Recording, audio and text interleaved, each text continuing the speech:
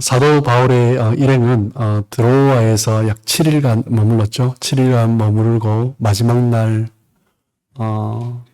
떠나기 전에 주일 밤에 함께 모여서 밤새 새벽까지 예배를 함께 드리면서 그렇게 시간을 보냈습니다. 그리고 이제 월요일 날 이제 떠나죠. 이제 드로아를 떠나서 이제 밀레도를 향하는데 지도를 잠깐 보시면 마게도냐 지역을 넘어가서 이제 드로아에 이르렀죠. 드로아에서 이제 아소, 다음 이제 여정입니다. 아소, 그 다음에 미둘레네, 그리고 기오와 여기 이제 사모를 들러서 이제 밀레도에 이르게 됩니다. 에베소 남쪽에 있는 밀레도죠. 이제 3차 전도 여행의 이제 막바지에 이르는 것입니다. 20장, 오늘 보면 20장 13절을 다시 한번 보시면, 우리는 앞서 배를 타고 아소에서 바울을 태우려고 그리로 가니 이는 바울이 걸어서 가고자 하여 그렇게 정하여 준 것이라. 우리라는 단어가 다시 나옵니다. 뭐 때문에요? 의사 누가가 같이 포함돼서 1인칭 복수 대명사 우리를 쓰고 있는 것입니다. 바울과 그의 일행은 이제 드로에서 떠나 이제 아소를 지나서 이제 밀레도로 가는데 그런데 이제 바울이 자신을 제외한 나머지 일행들, 누가를 포함해서 나머지 일행들은 중간 기착지죠. 아소까지 배를 타고 가고 자기는 이제 걸어서 가기로 그렇게 했다라는 거죠. 여기서 주목해 볼 것은 바울이 홀로 걸어서 가기로 했다라는 것입니다. 사도행전의 저자 누가는 사도 바울이 일행 없이 혼자 걸어간 것, 그것이 일단 사도 바울이 강력하게 요청해서 그렇게 된 것이다 라는 것을 강조해서 기록을 하고 있는 것입니다. 사도 바울이 1차, 2차, 3차, 이제 3차 전도 여행의 마지막인데요. 1, 2차, 3차 전도 여행 중에 사도 바울이 이렇게 홀로 전도 여행을 한 적이 없습니다. 대부분 이제 그동안 쭉 동역자들과 함께 있었죠. 2차 전도 여행 중에 마게도냐에 빌립보를 지나 이제 베레아에서 빌립보 데살로니가를 지나서 베레아에서 어떤 사역을 할 때 그곳에 있는 유대인들이 핍박하면서 사도 바울을 굉장히 정말 위험에 처하게 하려고 했죠. 그래서 베레아에 있는 형제들이 배를 타고 사도 바울을 아덴으로 보낸 적이 있습니다. 그때 베레아의 실로와 디모데 등을 남겨두고 사도 바울이 배를 타고 급히 남쪽으로 헬라 지역으로 옮겼죠. 그런데 그때도 베레아 지역에 있는 형제들이 함께 배를 타고 이동을 했습니다. 사도 바울의 그동안 전도 여행을 보면 언제나 동역자들과 함께 했습니다. 게다가 지금 오늘 본문에 돌아오면 지금 사도 바울은 1차, 2차, 3차 전도 여행을 마치고 그동안 유대인들의 핍박으로 말미암아 채찍에 맞기도 하고 돌에 맞기도 하고요. 감옥에 들어가기도 하고요. 유대인들의 박해로 말미암아 몹시 지쳐있는 그런 상태였습니다. 드로아에 오기 전에 빌립보에서 배를 타고 올 때도 배가 파선을 해서 이틀 걸릴 거리를 5일 동안 헤매다가 도착을 했습니다. 육신이 지쳐있는 그런 상태죠. 그런 몸을 이끌고 바울은 홀로 드로아에서 아소까지 약 70km의 거리, 건장한 성인 남자가 걸어도 한 이틀이 정도 걸리는 거리죠. 그런데 이제 나이가 들고 쇠약해진 사도 바울이 자신의 그 몸을 이끌고 홀로 70km의 거리를 걸어가는 것입니다. 사도 바울이 그렇게 홀로 걸어간다고 했을 때 동역자들이 어떻게 했을까요? 네, 그러시죠 하고 보냈을까요? 그렇지 않겠죠. 그럴 수 없다라고 했을 것입니다. 홀로 그렇게 가면 안 된다라는 거죠. 몸도 연약해진 상태고 또 가다가 어떻게 도적대를 만날 수도 있고 그렇기 때문에 누군가가 함께 하자고 했을 것입니다. 사도행전의 저자 의사 누가 또한 본인이 의사니까 그럼 나라도 함께 가겠다라고 했겠죠. 그럼에도 불구하고 사도 바울은 아무런 동행 없이 홀로 그 길을 걸어갔습니다. 사도 바울이 왜 그런 선택을 했을까? 오늘 본문을 묵상하면서 그 부분에 주목을 해보았습니다. 그러면서 오늘 본문에서 답을 찾기가 쉽지 않아서 앞뒤로 다시 쭉 훑어보는데 그 해답을 사도행전 20장 22절에서 찾을 수 있었습니다. 우리 같이 한번 읽어볼까요? 자, 시작. 보라, 이제 나는 성령에 매여 예루살렘으로 가는데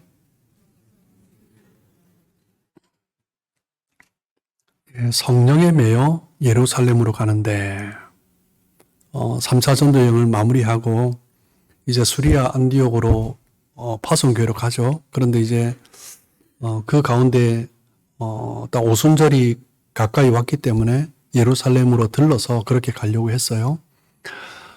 그런데 예루살렘으로 갈 때 무슨 일을 당할는지 알지 못한다라고 말을 하고 있습니다. 현재 상황은 유대인들이 사도 바울을 향한 적대감이 굉장히 극에 달해 있는 그런 상태였습니다. 바울은 예루살렘으로 가려고 하는데 바울이 예루살렘으로 도착했을 때 유대인들은요, 이번에는 결박해서 죽이기까지 하려고, 아니면 또 이방인의 그러한 로마 군정에 세우려고 그렇게 계획을 하고 있었습니다. 사도 바울은 지금 이 마지막 여정이, 예루살렘으로 향하는 여정이 자신의 인생의 마지막이 될 수도 있겠다라는 것을 직감을 한 것 같습니다. 어떻게 보면 지금 이 순간이 사도 바울에게는 정말 절체절명의 그런 순간이었습니다. 그때 사도 바울이 그럼에도 고백을 하면서 갑니다. 내가 이제 성령에 매여 예루살렘으로 가려고 한다. 성령에 매여 성령의 인도하심을 따라 가겠다라고 하는 거죠. 그 걸음은 결코 쉽지 않은 걸음입니다. 사도 바울은 그렇기 때문에 하나님께서 인도하시는 그 길을 더 깊은 순종으로 가기 위하여서 그 성령의 매임을 원했던 거죠. 마게도냐 도상에서 예수님을 만난 이후로 복음을 위해서 헌신하면서 달려왔지만 이제 예루살렘에 가게 되면 이제 내 삶의 마지막이 될 수도 있겠다라는 것을 생각하면서 정말 그 시간을 준비하면서 다시 한번 자아를 돌아보며 정말 깊은 순종으로 나가려고 했던 것입니다. 예수님께서도 십자가에 지시기 전날 밤 겟세마네 동산에 가셔서 기도하셨습니다. 정말 땀이 핏방울이 되기까지 기도하셨죠. 겟세마네 동산은 주님이 평소에 즐겨 찾으시면서 기도하시던 장소였습니다. 여기에서 주님은 이제 공생애의 마지막이 다가왔을 때 다시 그 자리에 가셔서 그 순간 그 겟세마네 동산에서 엎드리신 거죠.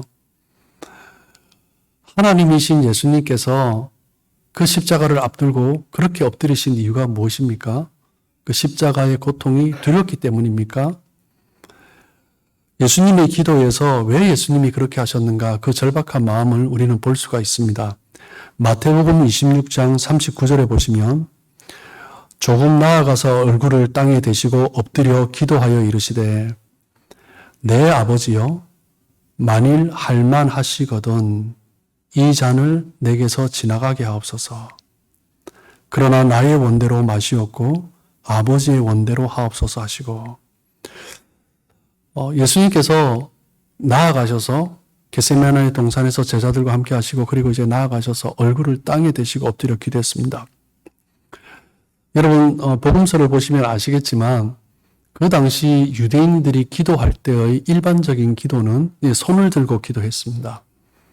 그런데 예수님은 일반적으로 그 당시 사람들이 기도하는 모습을 취하지 않으시고 얼굴을 땅에 대시고 엎드려 기도하셨습니다. 무엇 때문에요? 너무나 절박하고 너무나 긴박한 상태였기 때문입니다.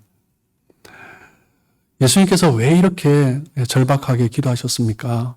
내 아버지여 만일 할만하시거든 이 잔을 내게서 지나가게 하옵소서.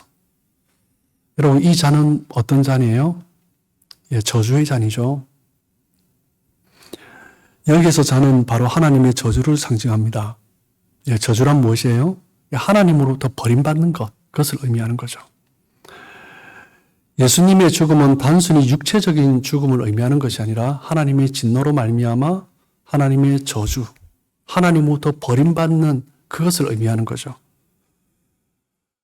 죄가 전혀 없으신 하나님의 아들인 예수님께서 정말 인류 최악의 죽음을 목전에 두고 계신 것입니다. 그래서 예수님께서는 겟세마네로 가셔서 정말 엎드려서 간절하게 기도하신 거죠. 예수님은 그 겟세마네로 가실 때 제자들을 데리고 함께 가셨어요.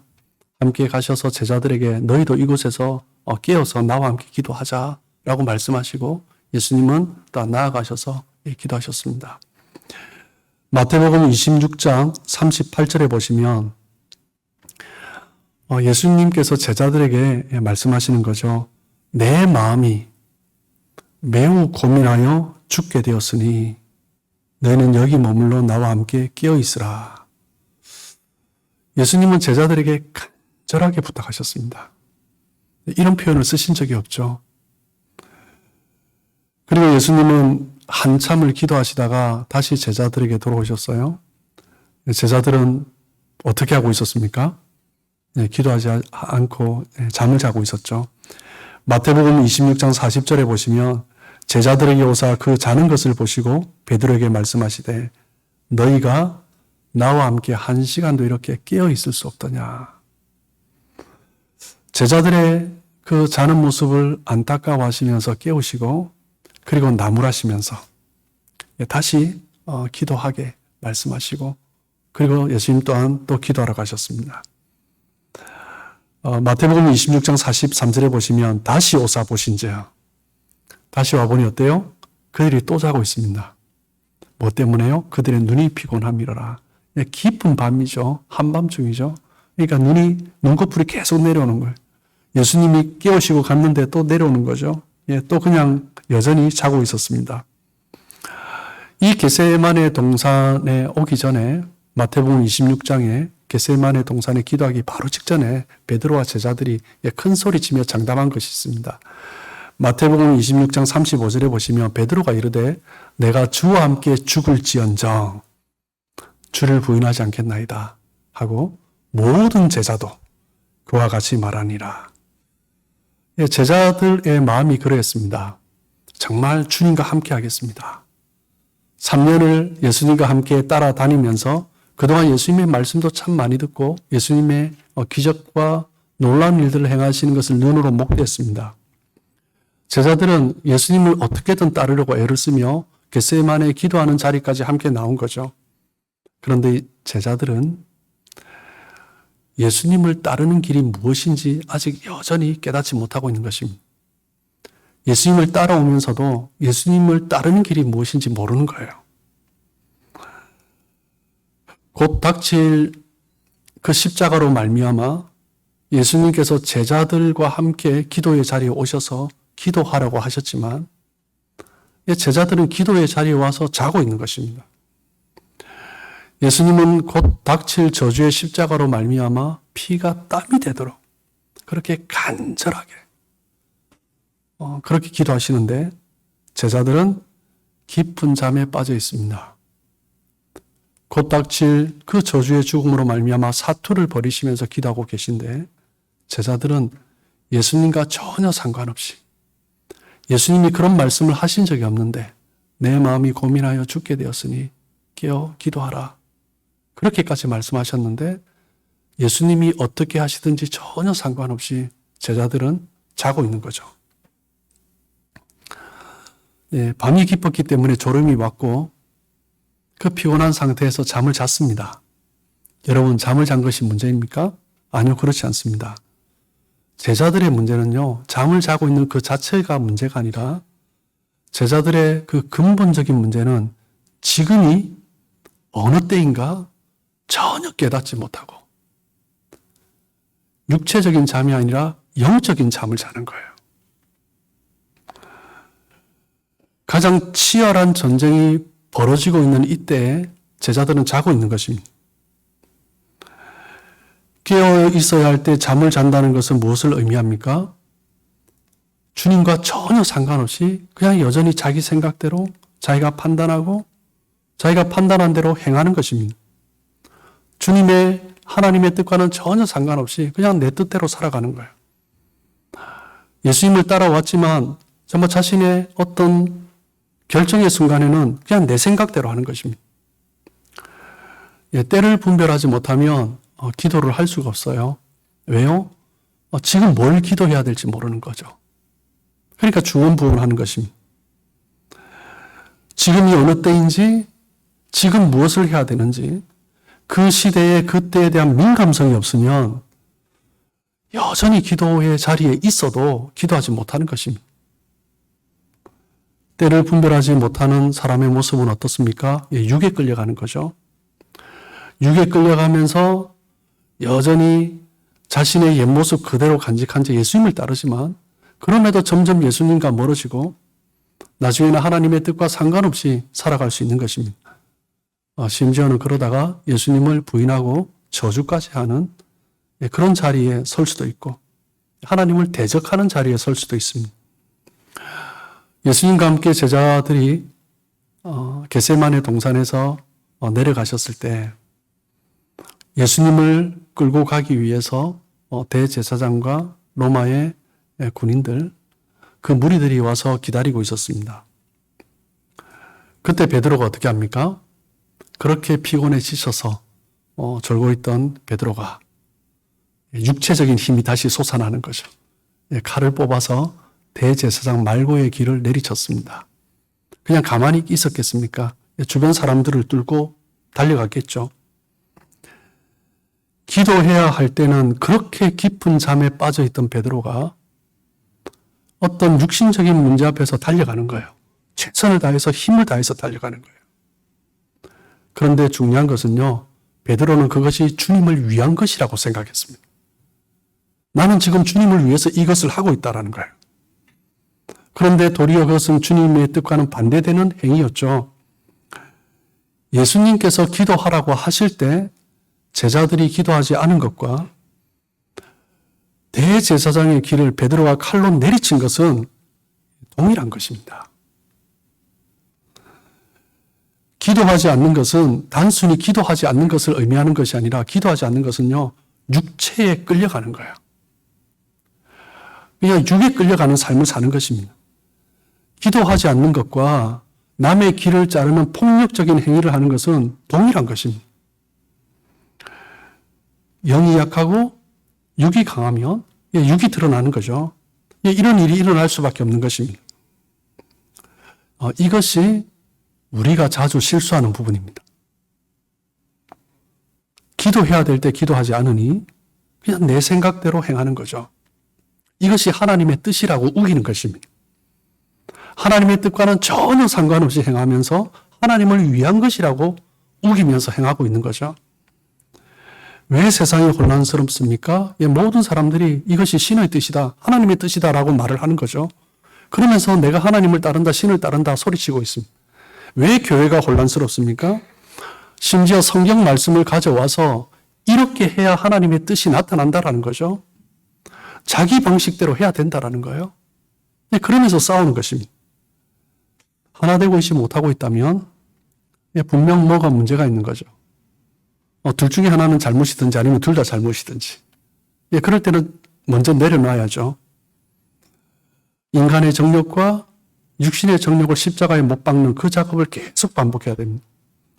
대제사장의 종의 길을 칼로 내리친 그 베드로는 대제사장의 집에 뜰에 갔을 때 또 예수님을 모른다고 3번이나 부인을 하게 됩니다.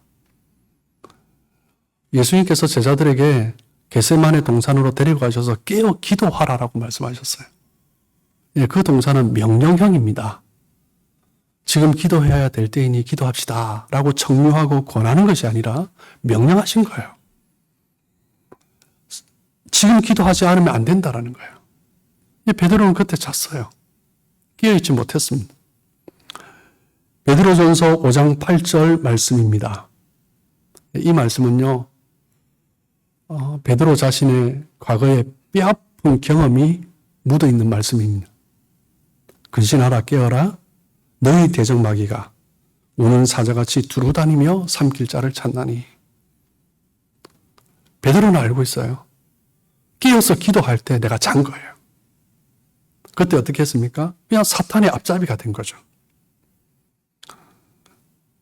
이 말씀을 전하는 베드로, 이 말씀은요, 나의 과거의 실패로 말미암아 정말 이렇게 하면 안 된다 라는 것을 다시 말하는 거예요. 근신하라 깨어라 라는 단어는 헬라어로 이제 부정과거라는 시제인데, 이 시제는 헬라어에만 있는 시제입니다. 어떤 부정사 한 과거, 과거의 어떤 한 과거의 시점을 의미하는 것이 아니라 어떤 기간 하나를 전체를 하나로 보는 거예요. 예를 들면 하나님이 지으신 세계, 그것을 하나의 통으로 보는 것입니다. 전체 픽처로 보는 거죠. 그때 근신하고 깨어 있어야 한다는 거예요. 하나님이 사람을 지으시고, 그런데 아담과 하와가 죄를 범함으로 말미암아 사탄이 우는 사자와 같이 두루 다니며 삼킬자를 찾잖아요. 그 시대를 의미하는 거예요. 끊임없이 삼킬자를 찾는 그 사탄이 있는 그 시대, 우리는 깨어 근신해서 자기를 돌아보면서 나를 근신하고 나를 돌아보면서 깨어서 기도해야 된다는 거죠. 베드로는 뼈아픈 자신의 과거의 실패의 경험을 통해서 명령형으로, 그리고 우리가 살아가는 동안 그렇게 해야 된다라고 말을 하는 거예요. 사도 바울이 오늘 본문에서 홀로 그 연약한 육신을 이끌고 드로아에서 아소까지 그 이틀길이 되는 그 거리를 걸어간 것은 주님의 뜻에 순종하기 위한 준비의 시간이었습니다. 바울은 이제 드로아를 떠나서 예루살렘으로 향하는 이 길이 자신의 삶의 마지막이 될 수 있겠다라는 것을 직감했기 때문에 예수님이 겟세마네 동산에서 기도하신 것처럼 사도 바울은 제자들을 떠나서 동역자들을 떠나서 홀로 아소까지 걸으며 주님의 도우심을 구했던 것입니다. 사도행전 20장 22절 말씀을 다시 한번 보시면 보라 이제 나는 성령에 매여 예루살렘으로 가는데 거기서 무슨 일을 당하는지 알지 못하노라. 이 말씀은 밀레도에서 에베소의 장로들을 다시 만나서 마지막 고별 설교를 하는 내용이죠. 나에게 주신 그 걸음을 걸어가려고 하지만 또 다른 모습들이 나를 있는 거죠. 그때 어떻게 해야 되는가? 사도 바울은 주님의 도우심, 성령의 도우심, 하나님의 이끄심이 아니고는 내가 갈 수 없다는 것을 알았습니다. 그렇기 때문에 하나님의 도우심 외에는 다른 방법이 없기 때문에 성령의 매이기를 소망했던 거죠. 예수를 믿고 우리가 하나님의 자녀의 삶의 자리에 들어서게 될 때 나타나는 축복이 뭐냐면 하나님의 영이, 예수의 영이 우리 안에 거하십니다. 성령이 우리 안에 내주하시죠. 그런데 성령이 내주하시면 전에 없던 갈등이 일어납니다. 전에는 전혀 고민하지 않았는데 성령이 내 안에 거하심으로 말미암아 충돌이 일어나는 거죠.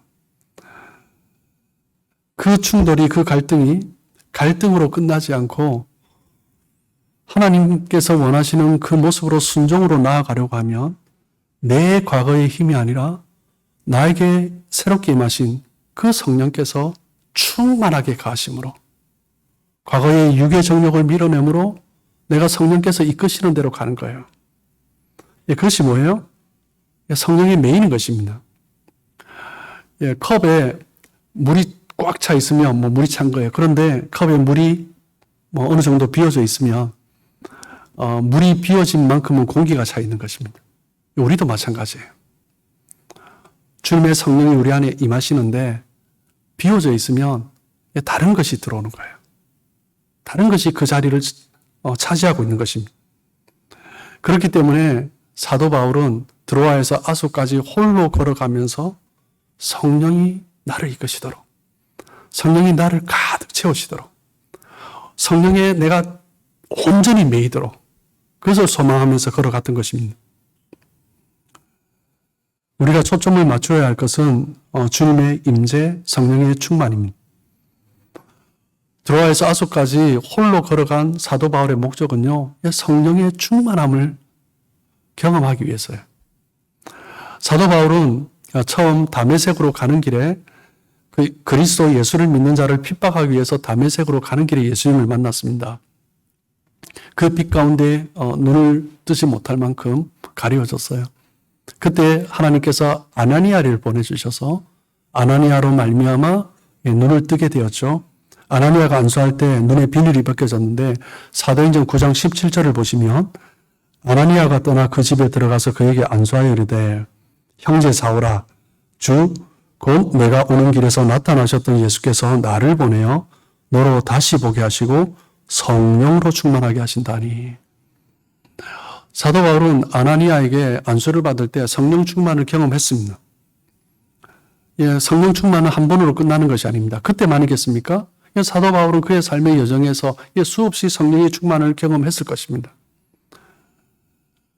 그런데 성령 충만은 그렇게 한 번 경험했다고 그냥 계속 있는 것이 아니죠.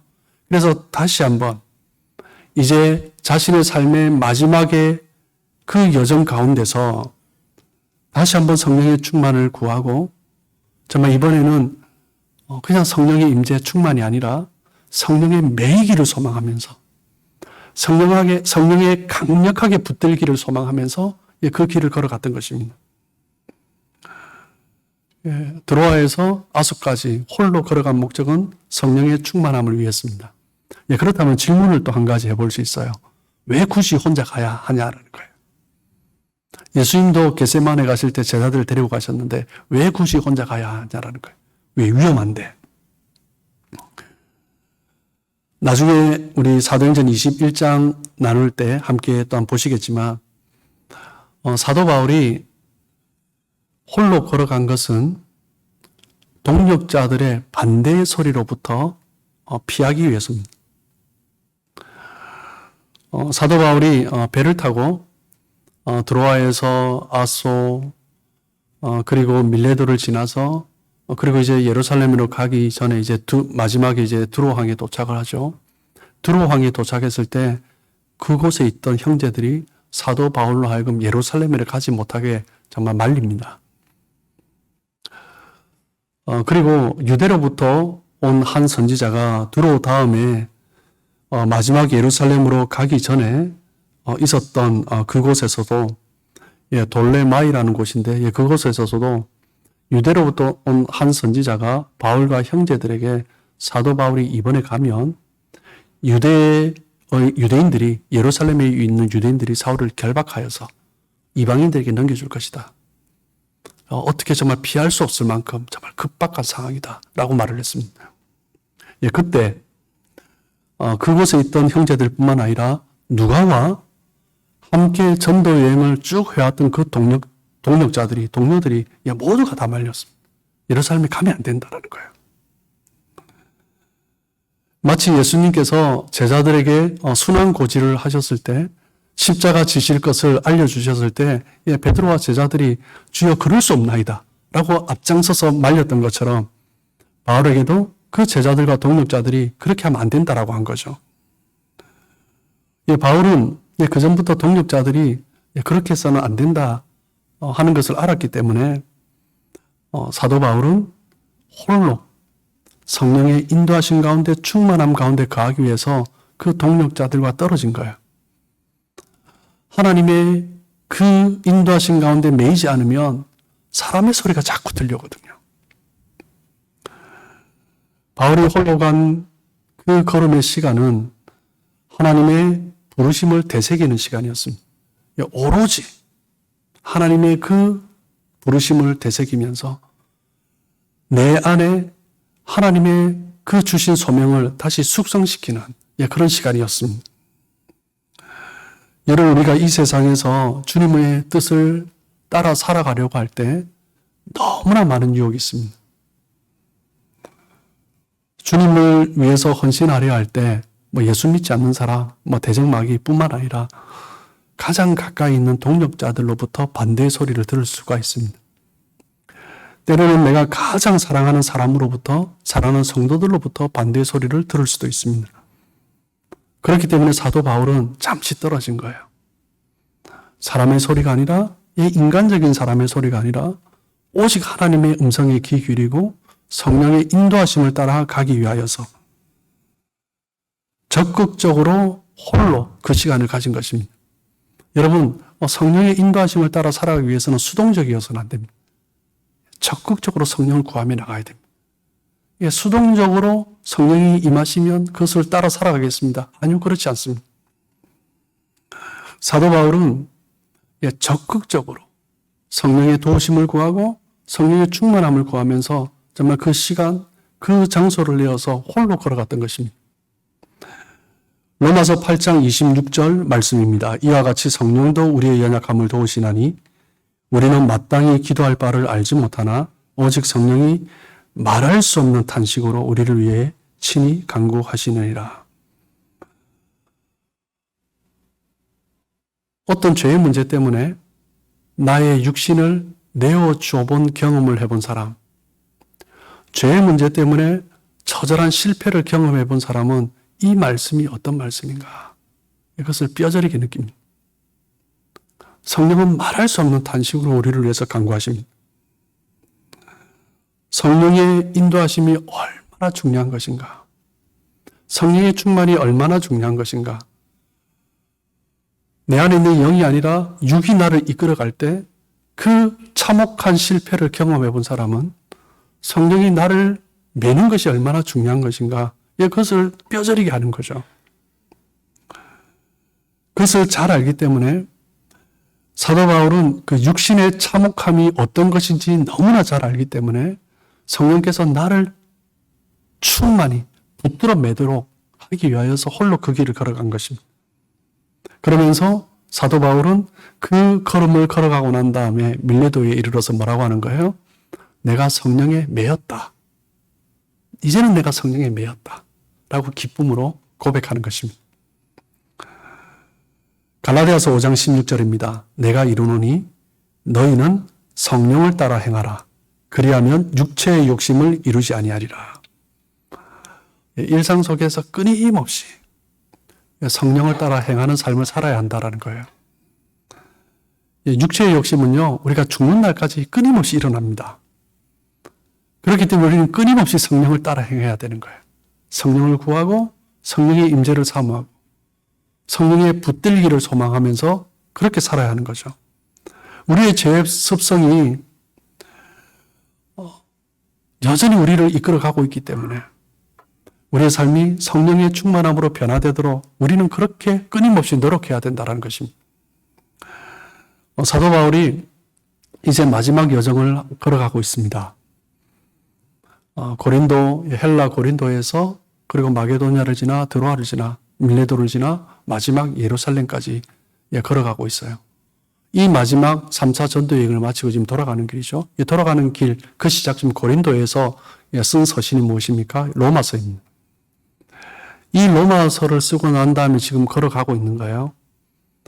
지금 사도 바울의 마음이 어떤가? 로마서를 보면 우리가 충분히 알 수 있습니다. 로마서 7장 15절 말씀을 보시면 내가 행하는 것을 내가 알지 못하노니 곧 내가 원하는 것은 행하지 아니하고 도리어 미워하는 것을 행함이라. 사도 바울의 그 마음에는 여전히 갈등이 있습니다. 내가 행해야 될 것이 무엇인지 아는데 이것을 하면 안 되는데 내가 계속 그것을 하는 거예요. 이것은 내가 정말 미워하는 행동인데 내가 행하고 있는 거예요. 내 안에 이 두 가지 본성이 싸우는 거예요. 이것을 행하고 싶은데 이것을 행하고 있는 거예요. 자신이 얼마나 참혹하겠습니까? 로마서 7장 19절입니다. 내가 원하는 바 선은 행하지 아니하고 도리어 원하지 아니하는 바 악을 행하는도다. 정말 내가 원하는 것은 선이에요. 그런데 어느 순간 내가 악한 행동을 하고 있는 거예요. 악을 쫓아가고 있는 거예요. 여전히 내 마음에 갈등이 자리 잡고 있는 거예요. 하나님의 뜻에 순종하는 것, 그것을 알고 있지만 어느 순간 하나님의 뜻이 아닌 그냥 육신이 원하는 대로 살아가고 있는 것입니다. 또 어느 순간 내가 생각해보면 하나님의 뜻에 순종하는 것이 너무 어렵게 느껴지는 거예요. 원하지만 그냥 안 되는 거예요. 그냥 그렇게 가고 있는 것입니다. 하나님이 우리에게 원하시는 것이 있으면 우리가 그것을 붙들고 그것을 쫓아가야 하는데 하나님이 원하시는 그런 마음들이 있으면 우리의 육체가 따라가야 하는데 그냥 하나님이 원하시는 그 마음이 아니라 육체가 그것을 따라가고 있는 거죠. 하나님이 주신 은혜가 있지만, 은혜를 많이 받았지만 우리의 삶의 현장에서 나타나는 성적표를 보면 얼마나 부끄러울 때가 많습니까? 그런 성도들의 삶을 보면서 실망하고 때로는 나 자신에게도 실망하는 그런 우리들의 모습입니다. 교회에서는 직분자이고 리더이지만 현실의 삶 속에서는 정말 하나님의 뜻을 따르지 아니하며 살아가는 그런 모습이 얼마나 많습니까? 우리의 삶의 자리에서 나의 뜻과 하나님의 뜻 사이에서 여전히 충돌이 일어나고 있습니다. 그 충돌 가운데 있을 때 죄의 속성이 더 강하게 작용하면 그냥 하나님의 뜻을 그냥 이루지 못하는 거예요. 어떤 경우에는 하나님의 뜻이 무엇인지 구별하지 못할 때도 있습니다. 그런데 어떨 때는요, 정말 뻔히 이것이 하나님의 뜻이라는 것을 알면서도 순종을 잘 못하는 거예요. 순종은 우리의 본성적인 것이 아니기 때문이죠. 대체로 우리가 기도할 때 하나님의 뜻을 깨닫게 해주십시오. 하나님의 뜻을 알게 해주십시오. 우리가 기도를 많이 합니다. 그런데 정말 중요한 기도는요, 하나님의 뜻을 아는 것이 아니라 이미 알고 있는 하나님의 뜻에 순종하게 해주십시오. 라는 기도가 필요합니다. 이미 알고 있는 그 뻔한 하나님의 뜻, 그것이 있는데 내가 순종하지 않으면서 또 다른 하나님의 뜻을 알아서 뭐 하겠습니까? 순종하지 않는 내 삶으로 나타나지 않는 하나님의 뜻이 내가 알면 알수록 그것이 우리에게 능력이 되겠습니까? 아니, 능력이 되지 않습니다. 이미 알고 있는 자그마한 것이라도 이것이 하나님의 뜻이라면 그것을 순종할 때 그것이 나에게 능력이 되는 거죠. 로마서 8장 37절입니다. 그러나 이 모든 일에 우리를 사랑하시는 이로 말미암아 우리가 넉넉히 이기느니라. 성령께서 우리 가운데 임하실 때, 그리고 우리가 성령의 충만을 구하고 임재를 구하고 성령의 붙들기를 원하면서 나아갈 때, 그때 성령께서 우리를 충만히 붙들어 주시면 우리는 넉넉히 이길 수 있습니다. 성령의 충만한 가운데 매어 살면 우리는 육신의 생각에 머무는 것이 아니라 성령의 생각에 잠기기 때문에 우리의 육신이 우리를 이끌어 가게 되는 거죠. 우리의 육신을 우리의 영이 이끌어 가게 되는 것입니다. 여러분, 우리는 육체의 도구가 아니라 의의 병기로 하나님 앞에 그렇게 쓰임 받을 수 있습니다. 정말 우리에게 필요한 것은 무엇입니까? 여러분, 정말 믿음의 삶의 여정을 걸어가고 계신 사랑하는 성도 여러분, 정말 우리에게 필요한 것은 성령의 충만함입니다. 성령에 매이는 것이 우리에게 정말 필요한 순간입니다. 성령의 충만함을 날마다 지속적으로 경험하시길 주님의 이름으로 축복합니다.